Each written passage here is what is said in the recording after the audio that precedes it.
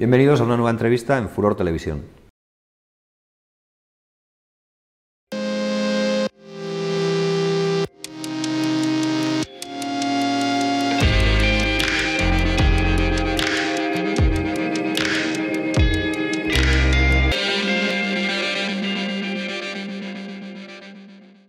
Óscar Matute, portavoz de H. Bildu en el Congreso de los Diputados. Bueno, lo primero, agradecerte que estés aquí en nuestro estudio. A vosotros. Un placer. Lo primero que quiero preguntarte es acerca de cómo se está desarrollando tu vida en Madrid siendo diputado de H. Bildu, ¿no? Pues es muy intensa. Es intensa porque los tiempos políticos son convulsos, es intensa porque tenemos grupo parlamentario por primera vez y eso supone más trabajo y más responsabilidad. Y es intensa también porque al final estás haciendo política en un lugar que no es el tuyo. Tampoco quiero decir que sea hostil, o que no siempre sea hostil, porque muchas veces sí lo es, pero que no es el tuyo. Al final aquí terminas tu actividad y no tienes tu entorno, no tienes tu hábitat, tu familia, tus amigos, y entonces bueno, pues vives en una cierta burbuja. Pero bueno, pues es lo que toca. Tus inicios en política fueron en el movimiento pacifista en contra del servicio militar obligatorio en aquel momento. ¿Cómo te marcó aquella primera experiencia política? Mucho, porque fue la primera experiencia militante. Hasta esa época había hecho pinitos en cosas, en alguna movilización para algo concreto, alguna cuestión estudiantil, pero había vivido más las movilizaciones y las luchas, pues por ejemplo, en la figura de mi aita, de mi padre, o de sus compañeros de trabajo que estaban en huelgas porque estaban perdiendo sus puestos de trabajo gracias a la reconversión industrial que el gobierno del cambio de Felipe González nos trajo a Vizcaya, ¿no? Y eras un espectador de una lucha en la que pues bueno, no participabas porque no tenías edad, y esta es la primera lucha que te alude a ti directamente, en este caso porque nos obligaba a la gente joven en Euskal Herria y en el Estado español a ir al servicio militar durante un año y medio de nuestra vida, a estar secuestrados durante un año y medio para además impregnarnos de valores que consideramos nocivos para construir una sociedad más justa. Es decir, hablar de jerarquías, de obediencia, de sumisión, de machismo, de militarismo, es hablar de justo los valores contrarios que yo defiendo y que por tanto creo nocivos para construir una sociedad más justa y más libre. Por tanto, yo creo que es la experiencia que más marca.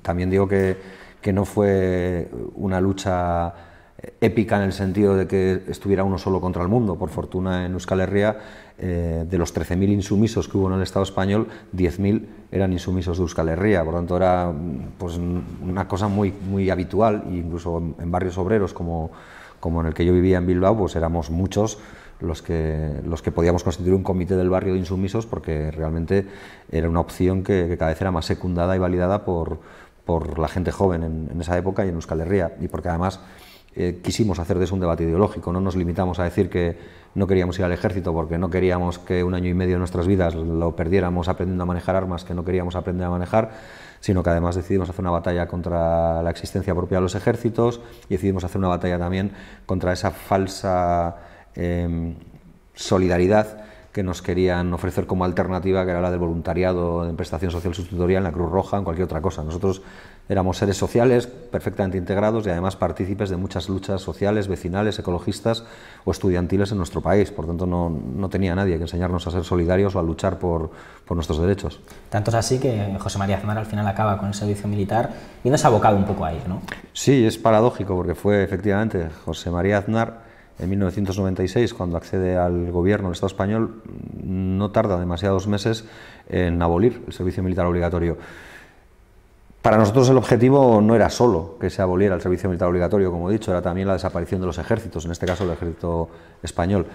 Pero bueno, es verdad que de alguna manera lo sientes como un pequeño triunfo que costó también sacrificios. Es decir, mucha gente pasó por las cárceles, hubo gente que no pudo soportar la experiencia en prisión y acabó con su vida, y bueno, supongo que esas son las víctimas de las que nadie habla y para las que nunca hay grandes palabras ni monolitos de recuerdo, pero esos son los héroes, esos son la gente que cambia una sociedad, o que hace que una sociedad tome conciencia de que en esta vida estamos para ser felices y para ser libres. Completamente.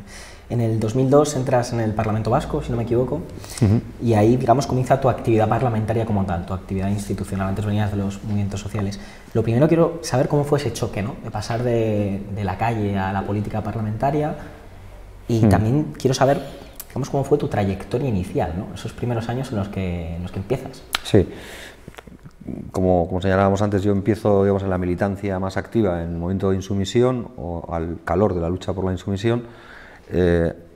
Ahí entablas relación y contacto con mucha gente que te abre un poco la perspectiva, que te hace ver la necesidad de hacer una apuesta por un cambio global, no solo sectorial, no solo de aquello que te ha hecho salir a la calle. Es decir, que eso es una pieza más de un engranaje y que lo que no funciona es el sistema capitalista o por ser más exacto, vaya, o capitalista patriarcal, o como queramos poner todos los apellidos. Y entonces ahí tomas conciencia y bueno, te empiezas a organizar, empiezas a tener, digamos, una noción más clara de lo que puede ser tu ideología. Y eso te va llevando. O sea, yo al final, lo he dicho muchas veces, yo siempre me he sentido vasco, nunca he tenido ninguna aversión ni rechazo a lo español. Entiendo que, digamos, la mixtura en una sociedad como la mía, porque igual vengo de un barrio obrero de Bilbao donde, en el bloque donde yo vivía, que teníamos 59 manos o puertas, como se llame, pues seguramente 50 eran pues gentes provenientes de otros lugares del Estado español en el momento de la emigración, ¿no? Para ir a las empresas que en ese momento existían en la década de los 60. Yo y otras pocas familias éramos los raros, pues con padre y con madre, pues vascos. Y eso para mí no era incompatible, es decir, yo me sentía solo vasco, pero no tenía un inconveniente en poder articular y construir cosas con gente que probablemente tenía identidades duales, ¿no? Que entendía su identidad de una manera más compleja que la mía. Y dicho esto, alguien dirá, pues entonces igual lo normal era haber entrado en la izquierda abertzale de manera directa, ¿no? Bueno, pues yo creo que lo he explicado muchas veces, esto tampoco es una primicia, pero sé que todavía sigue sorprendiendo a la gente. Pues yo no estuve en la izquierda abertzale militando en política, pues porque probablemente por las convicciones antimilitaristas que tenía. Para mí la existencia de la violencia armada de ETA o de la lucha armada de ETA pues era un obstáculo de carácter ético en primer lugar. Y también entendía además que con carácter estratégico era un error, porque lo único que hacía era generarnos un foco de conflicto y división a la propia izquierda, a la plural izquierda que hay en Euskal Herria, ¿no? Y por eso, pues bueno, empiezo a participar con otra gente y acabo en Ezker Batua. Y en Ezker Batua acabo en el Ezker Batua Izquierda Unida, del País Vasco, sí. Acabo en el Parlamento, pero tampoco fue un salto para mí así bruto. Seguramente quedaría súper bien decir de, bueno, llego ahí de activista y caigo ahí en una institución, porque yo ya llevaba ocupando responsabilidades. O sea, en el 2002 entró al Parlamento de Gasteiz, pero ya desde el 97 yo ocupaba responsabilidades en la ejecutiva de Ezker Batua. Yo fui la persona de Ezker Batua que estaba en la permanente del acuerdo de Lizarra-Garasi. El acuerdo de Lizarra-Garasi yo creo que era conocido no solo en Euskal Herria, probablemente demonizado en el Estado español, porque eran aquellos que impedían que gobernaran Mayor Oreja, que gobernaran Redondo Terreros y que apostaban por una unidad de las fuerzas políticas que apostaban por el derecho a autodeterminación para conseguir superar la etapa de conflicto, o para transformar el conflicto violento en un conflicto político con resolución política. Entonces todo eso fue una escuela de aprendizaje brutal, porque ahí conocí a los líderes políticos de muchas formaciones políticas, porque me tuve que bregar en 1000 debates, porque me hizo ir a la televisión en muchas ocasiones a defender. Entonces llegar al Parlamento pues no me supuso un salto así muy grande, que no entré en Harvard viniendo de parvulitos, no. Por primera vez hoy EH Bildu tiene grupo parlamentario propio y además hay dos grupos parlamentarios vascos, ¿no? Compartido con el PNV. ¿Se va a notar más en el Congreso, digamos, la perspectiva vasca gracias a esto? No lo sé, yo creo que se van a ver más prismas de lo que es la realidad vasca. La primera es curioso, pero nosotros nos llamamos Grupo Parlamentario Euskal Herria Bildu, porque esa es nuestra formación política y esa es nuestra sigla, y el otro grupo parlamentario, el del PNV, se llama Grupo Parlamentario Vasco. Parece que no sé dónde, carajo, pero ellos han comprado la patente de vasco y parece que los demás pues no podemos hacer uso de ella, ¿no? Bueno, pues son actitudes así paternalistas de la política. Pero como digo, yo creo que donde se va a notar más es en los prismas. Nosotros aquí venimos a conseguir cosas para la sociedad vasca, sí, pero también podemos ser solidarios con los pueblos del Estado español y con la clase trabajadora del Estado español, porque yo lo he dicho muchas veces en la tribuna y seguramente lo voy a decir porque además sé que le cabrea mogollón a la gente de Vox y del PP, entonces lo voy a decir un montón de veces más, que a mí, cuando defiendo a los trabajadores de Alestis, de Sevilla, o cuando entiendo y empatizo con los jornaleros de Andalucía o con las espartanas de Coca-Cola en lucha en Madrid, no lo hago porque pertenezca, porque tenga un sentimiento nacional igual que ellos. Yo no lo hago porque pertenezca a la misma nación, lo hago porque pertenezco a la misma clase. Y como ponía una pintada por ahí, pertenezco a la mejor clase, la clase obrera. De hecho, en el discurso que hiciste hablabas del internacionalismo, ¿no? Cuando el Congreso de los Diputados se inauguró hace poco, y te has mostrado, digamos abiertamente internacionalista, y mencionabas casos muy diferentes al propio, ¿no? Al que te tocaba como vasco.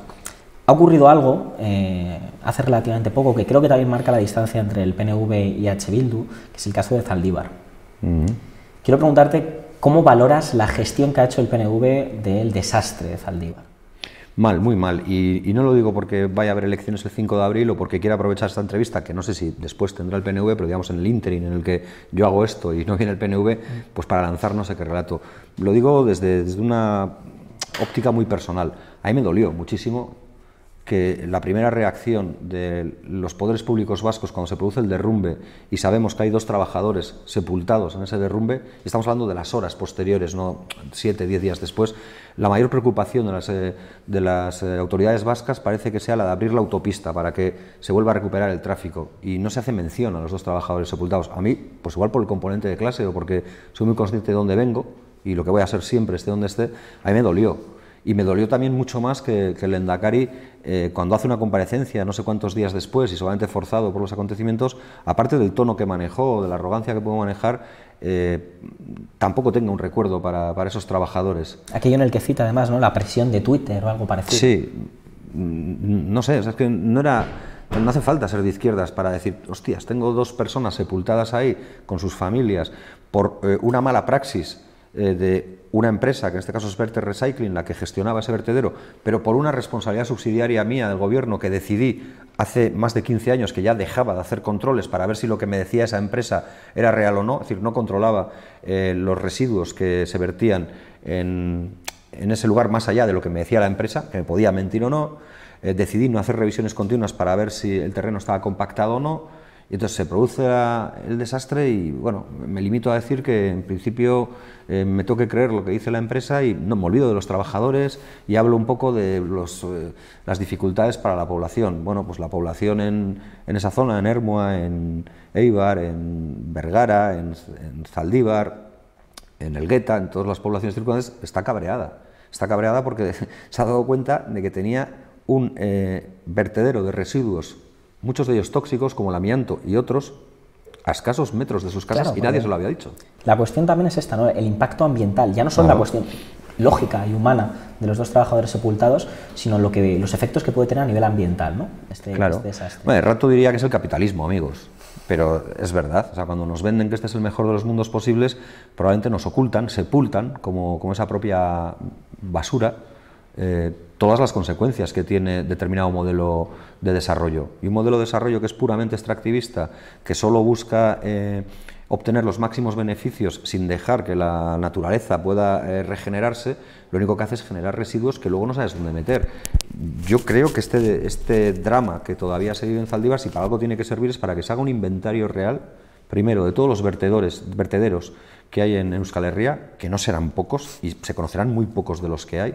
En segundo lugar, qué materias contienen, y en tercer lugar, que el poder público no haga nunca dejación de lo que tiene que ser el control de la salud de la gente, porque la gente tiene derecho básicamente a 2 cosas por parte de sus gobernantes: el derecho, que le garanticen el derecho a la salud, y se merece tener gobiernos que no le mientan, y yo creo que ahí ha fallado. ¿Crees que está teniendo, digamos, el impacto mediático que merece el desastre que ha ocurrido, sobre todo fuera de Euskadi? No, fuera de Euskadi seguramente no. Ahora el coronavirus lo peta todo, ¿no? Pero no, y si no hubiera sido el coronavirus, pues estaríamos hablando del clásico del Madrid-Barcelona o de cualquier otra cosa. No interesa. Pero porque es que el problema que ha pasado en Zaldívar seguramente se reproducirá en todas las provincias del actual Estado español. En las más industriales, en mayor medida. Nosotros vivimos con lindane, porque nosotros hemos sido una zona, la margen izquierda, que es de donde yo provengo, de donde yo vivo en la actualidad, la margen izquierda del Nervión, es decir, ha sido una zona densamente poblada por grandes empresas. Ahora la mayoría están en ruinas o fuera de uso, pero los residuos que han ido almacenando, que han ido generando, están ahí. Y es mucho mejor no decir que eso existe, porque al final vivimos en una sociedad en la que lo que no se ve o lo que no se nombra no existe, pero por desgracia existe. Y por eso tenemos unas tasas de enfermedad y un índice de esperanza de vida pues menor que en otros lugares. Nosotros siempre, la gente de la margen izquierda, cuando yo fui a vivir ahí, me enseñaron una cosa, que siempre miraban a la otra margen, la margen derecha, y hablaban de Costa Rica. porque a nosotros nos tocó comernos la industria, los humos, la contaminación y la toxicidad para que otros en Costa Rica, en la margen derecha, pudieran vivir bien y pudieran tener pues esas maravillosas urbanizaciones y ese lujo y todo confort que hace que Euskadi sea el oasis vasco maravilloso. Parece que hay cierta confusión, sobre todo en el resto de España, respecto a lo que significa el PNV. O sea, tengo entendido, según cómo se analiza la coyuntura política actual, sobre todo, que el PNV en España es visto más progresista de lo que probablemente sea luego en Euskadi de puertas para adentro.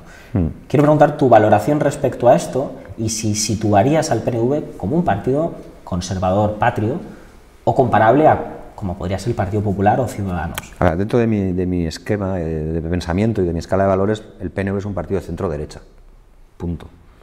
Que viene de la democracia cristiana, que probablemente es el último vestigio de la democracia cristiana de mediados del siglo XX, cuando empieza a definirse, que se mantiene en pie y que no ha mutado, y que tiene esa concepción demócrata cristiana de generar una comunidad en la que los pobres no sean demasiado pobres, pero que tampoco tengan tanto poder como para cuestionar el orden natural de las cosas, y es que siempre habrá ricos y pobres, que esto siempre ha sido así, etcétera, etcétera. Bueno, pero esto ha sido siempre una de las defensas del socioliberalismo también, ¿no? Sí, también, pero yo creo que la dificultad, o por lo menos la lógica que hace que en el Estado español mucha gente entienda al PNV como un partido cuasi progresista o progresista, yo creo que tiene que ver con una cuestión al menos. El Partido Nacionalista Vasco, a diferencia de la derecha española, en la Guerra Civil, en 1936, tomó partido por el bando republicano. La derecha española, desde la CEDA, todo lo demás, tomó partido por el bando fascista. Esa es una diferencia, y yo lo pongo en valor, ¿eh? O sea, lo mismo que puedo ser muy crítico con el PNV, también pongo en valor determinadas cuestiones. Y también creo que el Partido Nacionalista Vasco tiene la habilidad de saber interpretar las pulsiones sociales del pueblo que gobierna. Esto es, cuando el PNV es el primer partido del Estado español, digamos del arco del centro derecha o derecha, que lleva adelante reformas para equiparar los derechos de los heterosexuales con los homosexuales, o cuando aboga por los matrimonios en iguales de derechos de gays y lesbianas, siendo un partido demócrata cristiano y con una honda ligazón con la Iglesia, no lo hace por una vinculación, digamos, de carácter filosófico. Lo hace porque entiende que hay una pulsión social mayoritaria en su pueblo que le va a llevar ahí tarde o temprano, y decide encabezarla él o que no le pase por encima antes de que eso pase. Algo que podría compararse quizá con lo que ha ocurrido en Cataluña, ¿no? Muy probablemente. Yo también a veces veo esos movimientos en lo que era la derecha homóloga en Cataluña, que de repente, pues bueno, ahora se sienten... Yo creo que le han pillado gustillo a la de esa vez. Le han pillado gustillo a la rebeldía, entonces a veces... Pues vamos, yo creo que cualquier día me acompañan a tomar el Palacio de Invierno, pues está bien. Carles Puigdemont veía en redes sociales que puño en alto le comparaban con Nelson Mandela incluso, ¿no? Yeah. Según qué perfiles. Bueno, Nelson Mandela estuvo más de 20 años en la cárcel. Alguna diferencia. Pero bueno, hay una cosa que no se sabe en el Congreso de los Diputados y no se sabe probablemente en muchos lugares del Estado español. Nelson Mandela es el icono de la paz, ¿no? Nelson Mandela para cualquiera, para un votante del Partido Popular, lo de Vox ya no me atrevo a decir tanto, porque yo pensaba que Torrente triunfaba porque era una exageración, una hipérbole, que bueno, que así en privado pues a todo el mundo le hace gracia. Lo que yo no pensaba es que triunfaba porque había muchos Torrentes, ¿no?, dispuestos a verse reflejados en este personaje. Pero, como digo, yo creo que mucha derecha española incluso ve a Nelson Mandela como un icono de la paz, y lo ponen como ejemplo, y a nosotros nos lo lanzan como ejemplo muchas veces, cuando nos quieren decir que nosotros tenemos todavía una mochila muy pesada o que tenemos un pasado muy oscuro, digo, en Euskal Herria Bildu, la izquierda abertzale, nos lanzan a Nelson Mandela como ejemplo. Yo no sé si saben que Nelson Mandela, aparte de ser el dirigente histórico del Congreso Nacional Africano, también del Partido Comunista de Sudáfrica, esto igual ya lo empiezan a desconocer, era además el dirigente del brazo armado del Congreso Nacional Africano, que se llamaba Unkunto Wisize, que era la lanza de los dioses, o lanza del pueblo, perdón. Estuvo en listas de terroristas internacionales por Estados Unidos. Curioso. Y poco después Barack Obama levantaba también el puño en su entierro, ¿no? Algo curioso de estas cosas que ocurren en la historia. Vienen dentro de poco elecciones autonómicas en el País Vasco. ¿Crees que a corto plazo o a medio plazo va a ser posible una alternativa al gobierno del PNV? Yo creo que a medio plazo nosotros vamos a ser la fuerza mayoritaria en Euskal Herria. Y no lo digo porque me toque defender los colores y como un futbolista diga que este partido es muy difícil pero salimos a ganar y tal y cual y porque somos los mejores, sino porque creo que Euskal Herria Bildu entronca de manera natural con la mayoría sociológica que ya existe en el país. La mayoría sociológica que existe en Euskal Herria, en la Comunidad Autónoma Vasca y en menor medida, pero también en Nafarroa, en Navarra, se plantea abiertamente favorable del derecho a decidir, se plantea abiertamente favorable a generar un estado de cosas que haga de la igualdad entre mujeres y hombres no una cuestión a reivindicar cada 8 de marzo, sino a practicar todos los días, que haga de el derecho a tener vidas dignas de ser vividas una constante, con una reversión de todos los recortes y con una ampliación de derechos y libertades, con pasar de esta llamada democracia representativa hacia una democracia participativa. Sinceramente creo que la mayoría de la sociedad vasca está ahí. Entonces, yo creo que a medio plazo nosotros vamos a ser la fuerza mayoritaria y creo que el PNV lo sabe y por eso utiliza todos los resortes que tiene a su alcance, que no son pocos, desde la televisión pública vasca hasta otros, para intentar generar, digamos, cortinas de humo que alejen esa posibilidad todo el rato.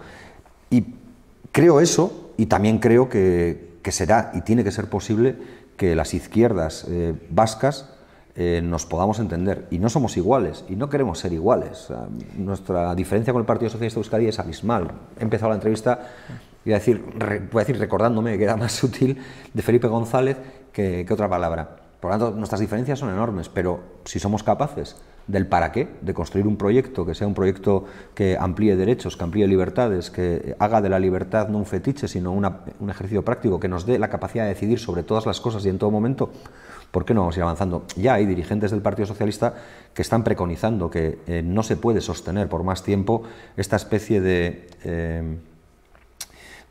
espacios de exclusión entre las fuerzas de izquierda, porque al final la única beneficiada siempre históricamente es el PNV. Ahora mismo, o sea, en la legislatura que ha acabado, la 2016-20, entre el EH Bildu, el Elkarrekin Podemos y el Partido Socialista de Euskadi sumábamos 38 diputados de 75. Era mayoría absoluta.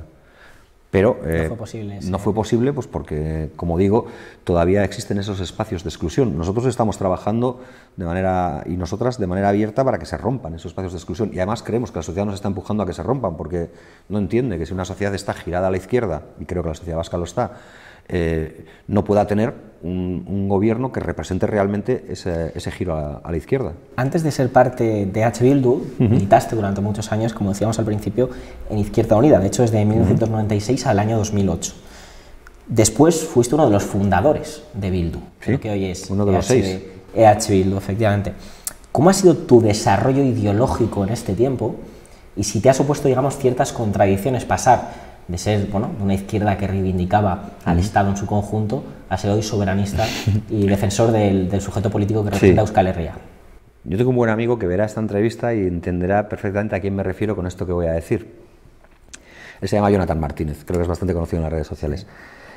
Siempre nos reímos mucho con esto que voy a decir. Hace 11 años, cuando estábamos en una batalla interna de esas que una parte de la izquierda interioriza como su propio leitmotiv, es decir, ¿para qué pegarte con el de fuera si pegarte en casa es más calentito y le sacamos más gusto? Pues en una de esas peleas alguien a él le decía: Óscar es un tío con mucha capacidad, tal, y es un buen referente de izquierdas, pero tiene un gusto por la marginalidad que nunca se lo vais a poder quitar. Y nos reímos mucho, y ayer mismo nos reíamos mucho de esto, porque ahora esa misma gente, o esa persona que nos decía eso, está diciendo que EH Bildu por fin se ha dado cuenta que es la opción política que tiene sentido en el país. ¿Qué quiero decir con esto? Pues que probablemente, y lo hago como un elemento introspectivo, pues probablemente cuando eres más joven, o a mí me pilló más joven, no sé si tiene que ver con la edad, pues tiendes a ser excesivamente celoso de tu pureza, a que cualquier cosa no pueda suponer una tacha o una mácula en tu pureza ideológica. Y eso no está mal, pero tiene un riesgo, porque le enseña a tu enemigo, a tu adversario, cuál es tu debilidad. Y por tanto te arrincona continuamente. Yo hace ya unos años, cuando fui una de las personas fundadoras de Bildu, tomé una determinación. y no es una invención mía. Yo sé que en el Estado español hubo quien también la hizo y montó organizaciones que todos conocemos. Podemos se sustenta Podemos, por ejemplo, en buena parte que por es, ese discurso, ¿no? Queremos ganar. Rufián lo señalaba en el Congreso de los Diputados en una ocasión también, y también tiene razón, cuando decía aquello de llevamos ya demasiadas derrotas, que nos da miedo poder ganar. Pues yo creo que hay que hacer proyectos que puedan ganar, y para hacer proyectos que puedan ganar seguramente tengo que tener en cuenta que la sociedad que yo quiero no es la sociedad que yo tengo, y que mi labor es que la sociedad que yo tengo se convierta en la sociedad que yo quiero. Pero eso requiere de mucha pedagogía, mucha paciencia y entender algo que a quienes estamos en política y a quienes nos movemos por la inmediatez, por la necesidad de inmediata de resultados, a veces se nos olvida que la historia de cualquier país, y la de mi país, la de Euskal Herria, no empieza conmigo ni acaba conmigo, que yo soy solamente un punto de continuación o un hilo de continuación en la historia de mi pueblo. La historia es nuestra y la hacen los pueblos, que decía Salvador Allende. Efectivamente. Va a entrar un vídeo ahora que quiero que veas, en el que, bueno, es de aquel periodo en el que estuviste en Izquierda Unida, en el Parlamento Vasco, y que se ha reproducido mucho ahora en las redes sociales. Y sin canas me va a ver la gente, os vais a flipar. Que quede muy claro entre todos que no va a haber condicionantes para nadie, tampoco para aquellas personas que se sienten amenazadas por la presión, por la amenaza y por la extorsión de ETA. No es el camino correcto decir vamos a debatir para resolver el conflicto y para que ETA deje las armas. Lo correcto, lo absolutamente justo, sería decir que ETA nos deje hacer un debate que esta sociedad necesita, con independencia de ella, para poder llegar a un nuevo marco de convivencia más justo, más libre y más igualitario. Porque también, y no queremos olvidarlo, uno de los factores que oprime y que hace que esta sociedad no sea tan libre, tan justa y tan igualitaria es la violencia de ETA. Te quiero preguntar sobre esta contundencia que te ha caracterizado tanto políticamente. Ha sido muy contundente y parece que a veces sorprende, siendo portavoz de H. Bildu, con la violencia de ETA. Sí, pero fíjate, es verdad que haya visto este vídeo porque lo han sacado mucho en las redes y señala lo que he venido señalando antes. Es decir, yo siempre digo, la violencia de ETA es uno de los factores que dificulta que podamos tener el debate político que esta sociedad necesita para encontrar una solución de un nuevo marco de convivencia. Más o menos es lo que digo, no sé si casi literal. Y es lo que sostengo ahora. De hecho, Euskal Herria Bildu nace como Bildu en el año 2011, 11-12, y su primer, digamos que uno de sus objetivos y de sus elementos que pone encima de la mesa es convencer a ETA para que ETA deje las armas y para que ETA se disuelva. Por tanto, ahí se demuestra que la propia existencia de ETA impedía que se pudieran abordar otro tipo de debates o daba argumentos a otros para que nunca se abrieran esos debates. Arnaldo Otegi decía una cosa, yo siempre he tenido una muy buena relación con Arnaldo Otegi, incluso en la época del acuerdo del Lizarra-Garasi coincidíamos muchos, él como representante en ese momento de Euskal Herria Rock y yo como representante de Ezker Batua, y hablábamos mucho. Y él señalaba siempre una cuestión que a mí se me quedó grabada a fuego, porque creo que es verdad. Él decía: el Estado, ante la violencia de ETA, sabe reaccionar y se siente fuerte, porque al final es un Estado con una estructura de poder que no alcanza la de ETA, ni la del IRA en Irlanda, ni ningún grupo armado en sociedades occidentales. Pero si al Estado le quitamos la variable que justifica su represión continua, al Estado lo demostramos débil democráticamente, porque el Estado español es débil democráticamente, y en Cataluña lo hemos visto. Y los catalanes consiguieron en el año 2017, y en la votación del 1 de octubre, consiguieron poner al Estado español en el momento de mayor dificultad de toda su historia reciente. Y lo hicieron porque le enfrentaron a las urnas, porque la enfrentaron con urnas, porque las armas que empleó la sociedad catalana fueron los votos y la democracia. Y ahí el Estado español se tambaleó. Y por eso decía eso y lo sostengo, y es verdad, y yo tengo muchos compañeros en EH Bildu que no hacen esa misma lectura que yo hago. Es cierto, y sin embargo yo creo que aceptan mi lectura porque siempre la he mantenido y porque yo creo que voy de frente y soy sincero, y eso no me impide poder ser independentista, poder ser de izquierdas y poder querer construir con todos ellos y ellas un mundo o un país mejor.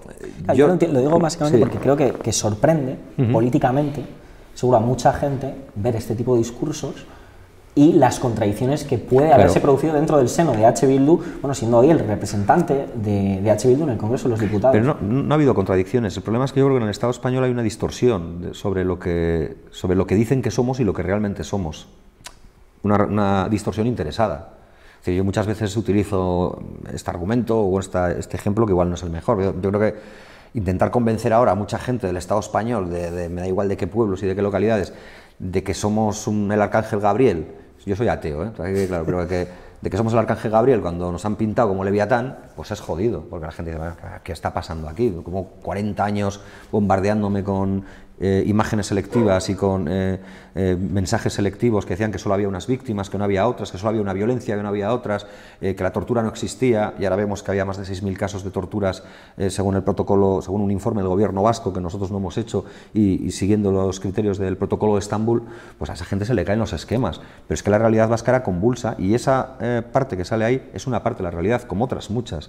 Y yo creo que en Euskal Herria el factor fundamental para que se pudiera crear Euskal Herria Bildu, para que entendiéramos que la potencia social y movilizadora y sindical de izquierdas tenía que tener una expresión política que pudiera alcanzar la hegemonía, primero del alcance del poder, para luego, como decía Gramsci, de generar las condiciones objetivas a través de la transformación de la superestructura, es decir, que la sociedad se empodere y que la sociedad cambie también o rompa con esas rutinas y con esos roles, tiene que ver con un solo factor, muy difícil de hacer, pero un solo factor, la unidad de la izquierda vasca, anteponer lo que nos une a lo que nos separa. ¿Y no crees que ha habido cierta tibieza a veces en EH Bildu a la hora de condenar, ya no la violencia de ETA, todas las violencias políticas? No, fíjate, en el 2012, bueno, en el debate de investidura yo hice la segunda parte, la primera parte la hizo la portavoz Merche Izpurua. A Merche Izpurua le interrumpieron no sé cuántas veces, le llamaron de todo. Cuando citaba a Arnaldo Otegi, conmigo los de Vox decidieron irse, como decía un colega mío, pues parezco Stalingrado, porque los nazis se han ido rápido, pero tampoco es eso. Tampoco es eso que yo no lo conseguí solo, vamos, no que ellos no sean eso. Ella y yo aparecemos en una foto que cualquiera puede encontrar en internet, buceando en Google, o sea, si lo puedo conseguir yo, lo puede conseguir cualquiera, en la que aparecemos ella y yo condenando una acción de ETA del año, la última, probablemente la última o la penúltima acción de ETA, que es un tiroteo en Francia que tiene o que causa un herido en la persona de un gendarme francés.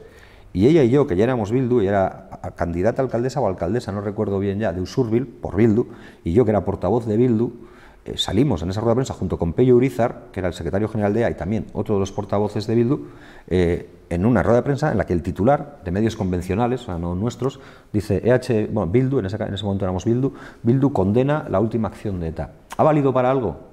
No. ¿Lo sabe alguien de los que está viendo esto hoy? Pues probablemente muchos digan, hostias, ¿quién está contando este? Pero eso pasó. Nosotros hemos dicho siempre que todos los derechos para todas las personas en todos los lugares. Hemos dicho que verdad, justicia y reparación para todas las víctimas de todas las violencias. Yo no creo, y lo digo con sinceridad, y conozco víctimas de todos los lados, y tengo lazos de amistad con víctimas de todos los lados. Pero yo no creo que la mejor manera de encontrar respeto, justicia, verdad y reparación para una víctima, para cualquier víctima, sea hacer un ranking de víctimas, de cuáles fueron más legítimas y cuáles lo fueron menos, de cuáles tuvieron más contexto o contextualización y cuáles lo tuvieron menos. Yo creo que hemos pasado un capítulo de nuestra historia que ha sido duro, que nos ha marcado de por vida a mucha gente, pero decidimos ponerle freno en lo que nosotros podíamos hacer, que era en decirle a aquella organización armada que decía defender lo mismo que nosotros queremos defender políticamente, la independencia, el socialismo, que tenía que parar. Y pararon. Y eso fue un triunfo de Arnaldo Otegi. Claro. Eso fue un triunfo de Arnaldo Otegi, por eso... En aquel caserío entrevistó... Por eso Zapatero, que ahora es muy valiente, yo no sé, tampoco voy a decir que todo lo que hizo cuando era presidente lo fuera, pero ahora es muy valiente, se atreve a decir que Otegi era un hombre de paz. En el Goibar, era el caserío en el que Chillarre. Jesús Oiguren y Arnaldo Otegi hicieron aquel pacto, ¿no? que hoy muchos dicen que fue determinante para el fin de la violencia. Sin duda. En el Congreso de los Diputados, cada vez que un diputado de EH Bildu interviene, tú lo decías en tono satírico y comediante en las redes sociales, Adolfo Suárez Hijo se da a la vuelta en el Congreso como si fuera un... ¿Cómo lo decías? Un jurado de la voz. Un jurado que yo no de veo voz. mucho la tele, pero alguna vez he hecho así zapping y sé de qué va el rollo. O sea, que se ponen así con el botón ese así de espaldas. Pero pues, ya no se da la espalda. Ya no se da la... Yo le dije que hasta que él no dejara de darse la espalda, yo no iba a dejar de vacilarle. Claro. Eso lo dije así, pero lo hice. Entonces un día le hablaba de las rueditas que hacían falta en la silla para que no se le estropeara la espalda, otro día que le pusieran un espejo retrovisor, un día me preguntaba a alguien si luego fuera de la Cámara el señor Suárez me saludaba, y dije, ¿cómo me va a saludar si no me conoce, porque no me ve nunca? Pero ya no se da la espalda, y yo creo que ahora la siguiente que tengo que hacer es decirle a la presidenta del Congreso que le haga llegar al ministro de Cultura la necesidad de que nos reconozca el mérito de fomentar la lectura en el Estado español, porque ahora cada vez que salgo se lee un libro. Ah, sí. O sea, sí, pero es bueno, está bien. Bueno, eso es cultura. Fíjate, claro que sí. ¿Crees que esto es sintomático del giro que ha hecho la derecha española, o la cotidianidad de la derecha española ha sido siempre con gestos o con caricaturas de este estilo? Pero es que la derecha española ha asumido un rol que le ha ido bien, que es yo soy la voz de mi amo y mi amo son los poderes financieros, las mismas fortunas que existían con Franco.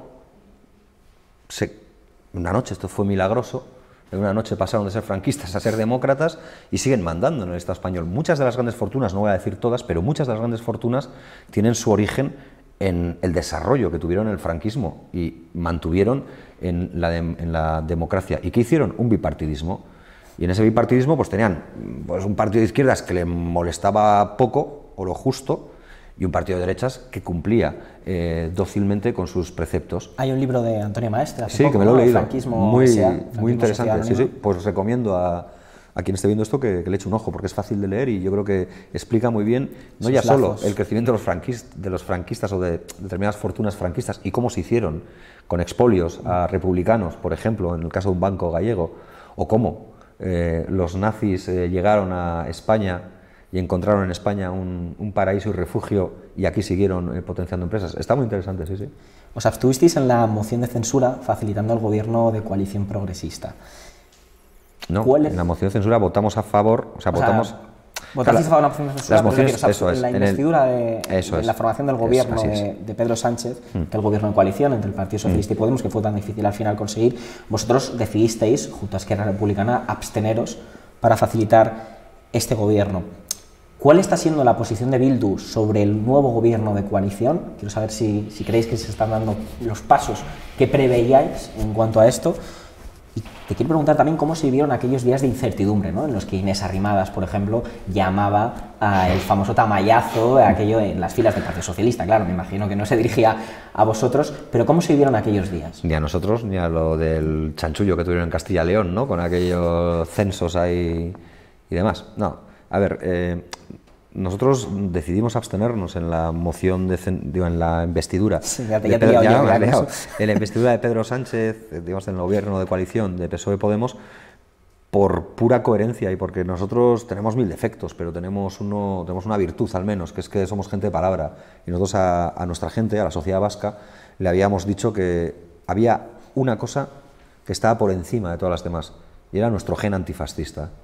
Y que ante una amenaza antifascista nosotros, y yo lo dije en la intervención, podemos equivocarnos muchas veces, pero jamás nos vamos a equivocar ni de enemigo ni de trinchera. ¿Y se equivocó de enemigo o de trinchera la CUP, vuestro, según algunos, homólogo en Cataluña? Yo creo que tomó una decisión que es la que mejor podían gestionar en el interno, porque para la CUP no fue una decisión fácil presentarse a las elecciones generales, es decir, había división había dos opiniones enfrentadas en torno a la conveniencia o no de presentarse a las elecciones generales, y creo que eso, esa posición del no les situaba en un escenario más cómodo. Y en segundo lugar, yo creo que también tomaban esa posición porque sabían que entre RC y nosotros, entre las abstenciones de RC y las nuestras, daban suficiente margen como para que saldría el gobierno. Si no hubiera pasado, no descartaría que ellos también hubieran podido mover su posición. Pero como decía, para nosotros era fundamental. Nosotros a nuestra gente le habíamos estado diciendo que la amenaza fascista es una amenaza real, que viene para llevarse todos nuestros derechos, que viene no para recortarnos nuestros derechos, porque a nosotros lo que le molesta a la derecha y a la ultraderecha española no es lo que decimos, lo que le molesta es nuestra propia existencia, porque nuestra propia existencia le recuerda que su relato de la España imperial, de la España única, grande, la unidad de destino universal, no se sostiene, porque nosotros estábamos y estaremos. Y esa lectura era la lectura que predominó. ¿Qué esperamos del gobierno actual?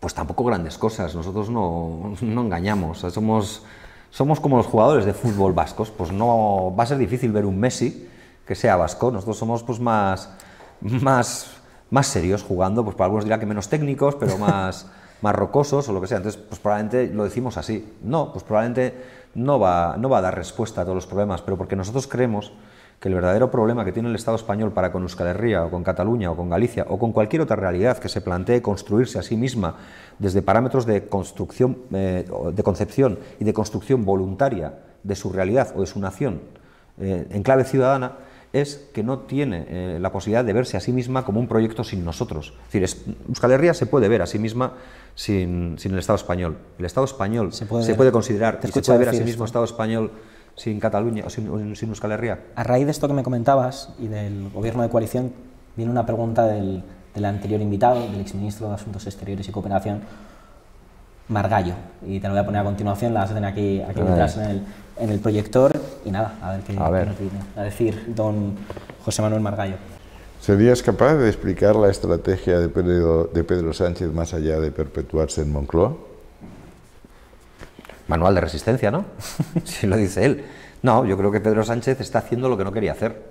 Pedro Sánchez hizo una campaña intentando captar más voto para no depender de los independentistas, pero nosotros les dijimos que si no querían taza, taza y media, y que si no querían depender de los independentistas en alguna cuestión, íbamos a conseguir que dependieran del independentismo de izquierdas en todas las cuestiones. Y ahora vienen los presupuestos, el otro día fue el techo de gasto, y vendrán 1000 debates, y el independentismo de izquierdas estará ahí. Pero sí quiero que le quede una cosa clara a la gente que vea esto.